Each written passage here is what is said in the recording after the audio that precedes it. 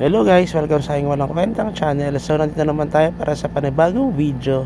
Ngayon guys, medyo pause tayo ngayon.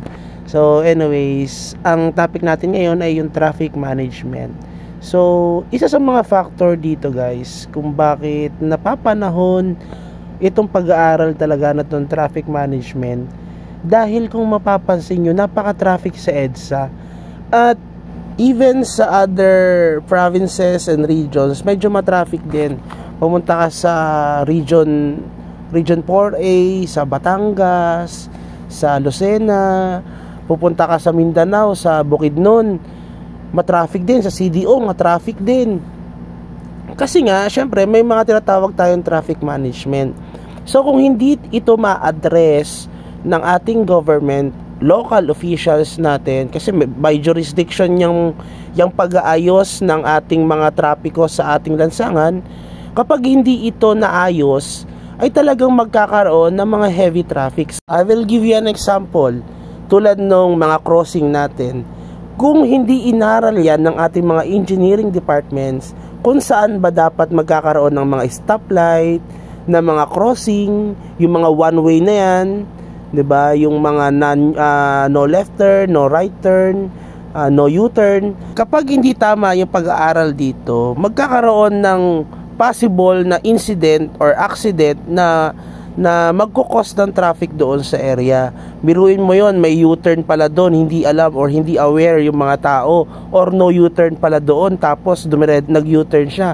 Tapos may sumalubong sa kanya sasakyan. So ibig sabihin nun, malaking factor yung mga bawat ahensya ng gobyerno sa pagsasaayos ng ating trapiko. So yan yung tinatawag natin na traffic management. So kasama na dito yan yung pagbibigay ng lisensya or pag-approve sa kanila ng license, yung driver's license na yan, para sila ay isang pribilehiyo na makapagmaneho sa ating mga lansangan, pampubliko man or pampribadong lansangan.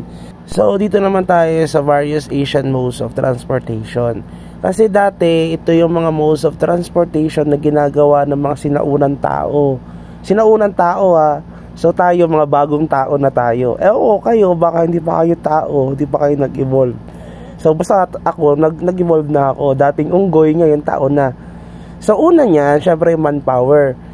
Ang ibig sabihin lang nito, yung pag-carry ng mga tao sa mga produkto nila from one place to another. Yan kasi yung traffic, di ba? Movement ng isang bagay from one place to another. So yung manpower na yan, tulad ng mga magtataho, di ba? Yung mga gamit nila, yung binibenta nilang taho, carry nila, dala-dala nila yan sa kanilang mga balikat. So ganun din yung mga sinaunang tao or yung mga old civilization, yung mga produkto nila, dala-dala nila mismo. Okay?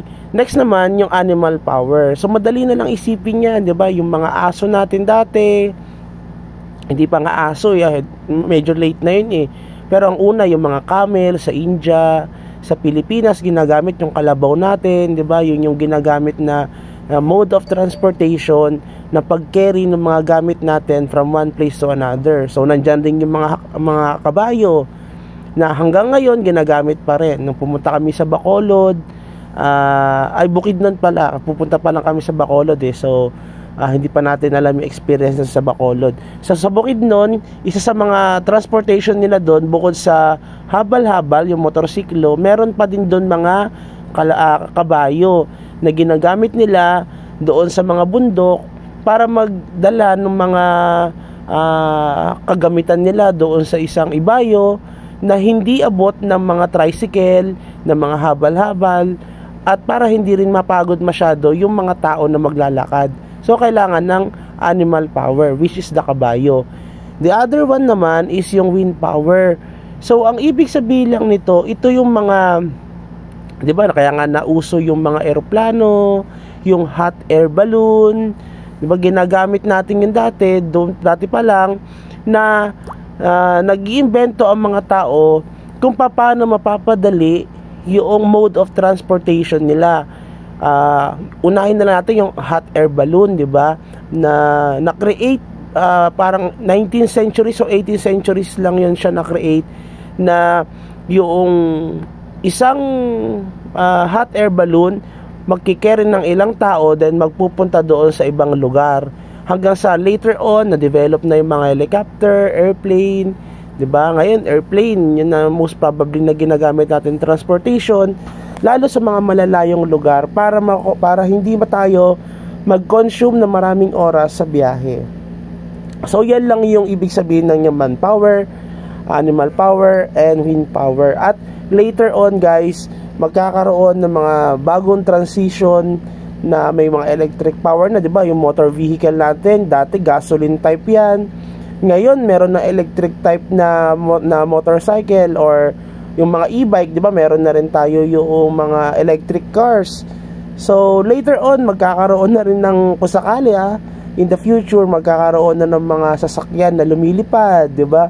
So wala nang imposible ngayon. So ang kailangan lang natin innovation at adaptation ng mga changes dito sa mundo natin. Okay?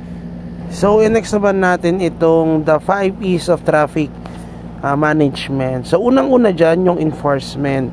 Siyempre, walang iba dyan kundi yung mga police officers. Sila yung mga police officers and traffic enforcers tulad ng MMDA, LTO, diba? Sila yung mga nag-enforce ng mga batas natin. Sila yung nag-implement ng mga traffic violations. Okay? Sila yung nagbibigay ng ticket sa mga nakakapag-violate ng mga traffic rules and regulations na existing sa ating bansa. Tulad ng mga tulad ng mga color coding, yung violation ng color coding, 'di ba? Kapag coding ka tapos lumabas ka ng bahay at nahuli ka, i-issuean ka ng ticket. Para saan ba tong mga enforcers na ito? Kasi ang purpose talaga kasi ng enforcers ay hindi para manghuli na manghuli. Baka kasi misconception kasi yan na kaya nandiyan na enforcer kasi para manghuli na manghuli, para meron silang quota or incentives kung maraming nahuli. Alisin natin yun, yung kaisipan na yun.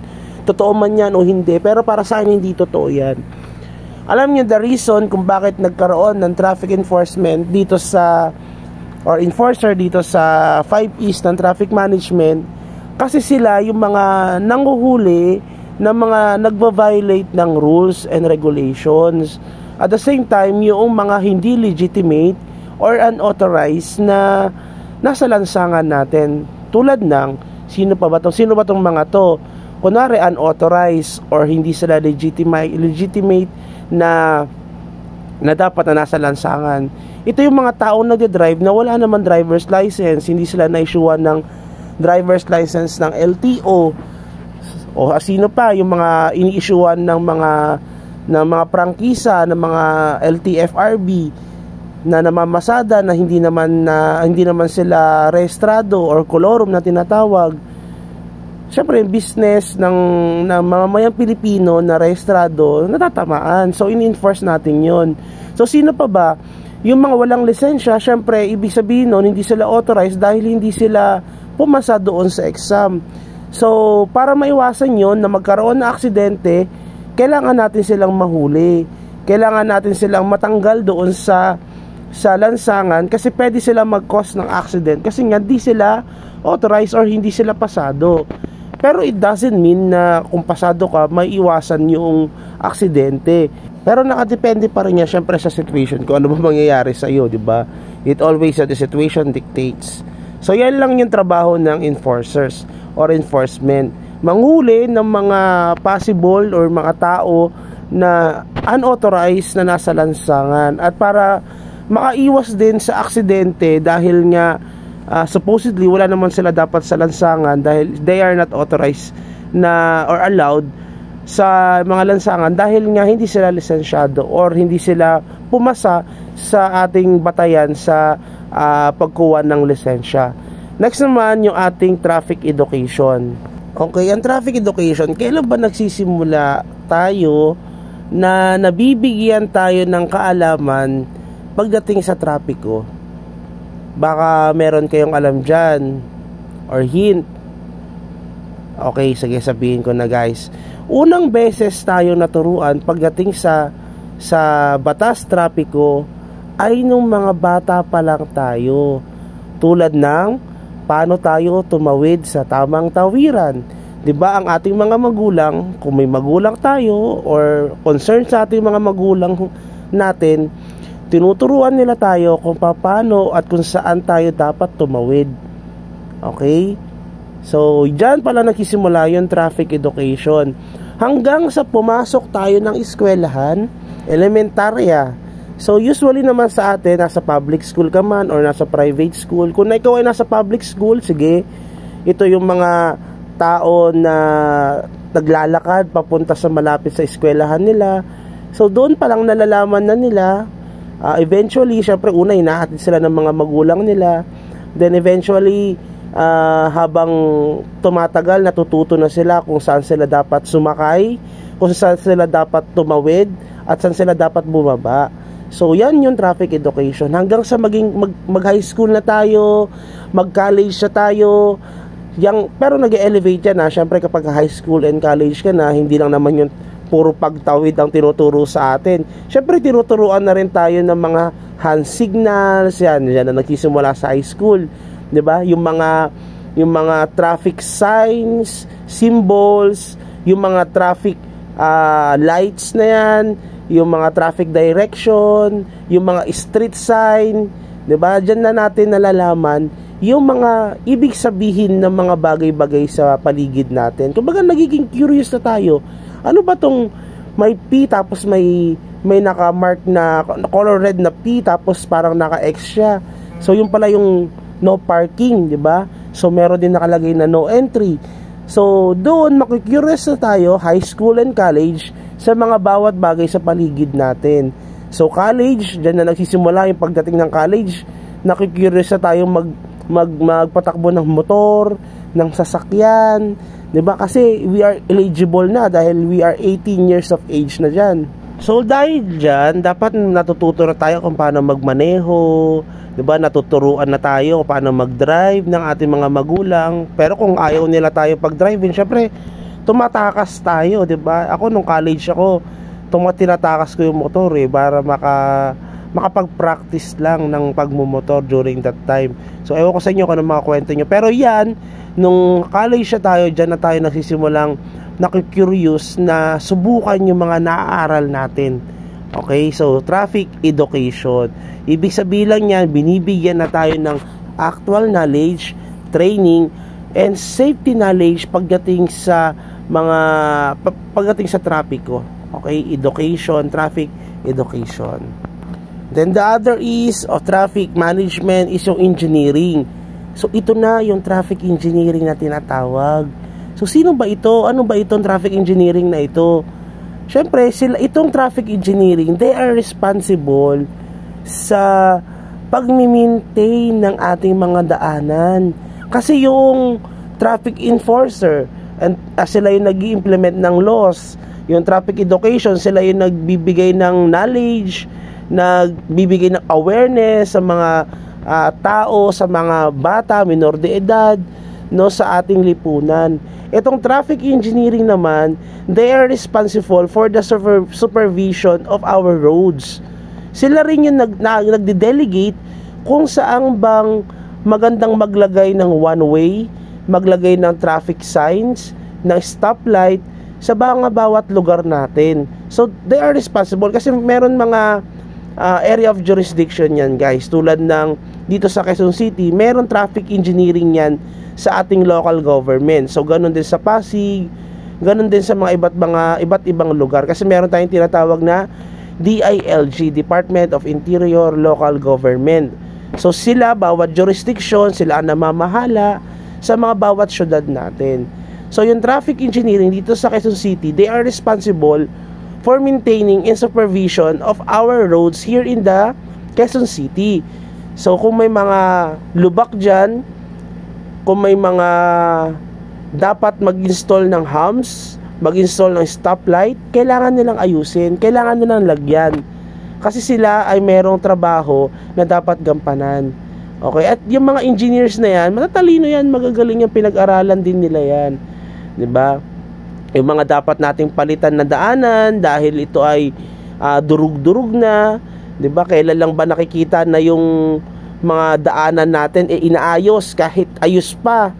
Syempre ito yung election, di ba? Yung disbursement of money na tinatawag. Huwag naman sanang ganun, mga traffic engineers or mga local elected officials, na yung maayos sa daanan, inaayos nyo kahit naayos pa, di ba? Dapat yung mga sirang daanan ang inaayos natin. Dahil yun ang mandate ng inyong mga ahensya. So yun na nga. So ibig sabihin nito, they are responsible for the supervision. Okay? Tulad ng mga, kasi tulad ng mga lugar na accident prone area, so trabaho din nila na kung meron na palang mga insidente doon sa lugar, tulad dito sa White Plains, kung alam niyo yun, yung boundary ng Quezon City, ng Katipunan papunta sa Pasig, at saka yung sa kabilang side Marikina, yung pababa doon, yung crossing doon, isa yon sa mga accident prone area. Maraming namatay doon noong mga unang panahon. Bakit? Kasi walang nakalagay na accident prone area, slippery on the road, at the same time blind spot. Okay, hindi nila nilagyan ng ganun. Wala man lang early warning device. Trabaho nila yon. So dahil doon, kung nilagyan na nila ngayon, matagal naman na, parang 5 years ago na naman na meron noon. Pero prior to that years, marami pang namatay, maraming alay. Pero ngayon, wala naman na masyado siguro. Yung mga nag-o-obey dyan siguro, hindi na nakaka-aksidente. Okay? So, ibig sabihin nito, dahil sa kanilang mga trabaho, sa kanilang ginagawa, naliligtas ang buhay ng mga mamamayang Pilipino. So, yung kinagandahan, kapag ginagawa natin ang ating mga tungkulin, hindi dahil para sa sweldo, hindi dahil para sa mga tao, o hindi para sa ating mamamayang Pilipino at sa ating future, sa ating mga anak, diba? So yun yung ibig sabihin ng trabaho na nasa puso. So yan yung trabaho ng traffic engineer. Okay guys, for the meantime, ito muna yung discussion natin, kasi mahirap i-upload pag 20 minutes plus ang ating video. So i-upload natin yung susunod. So this is the part 1 of our video. So thank you and have a good day.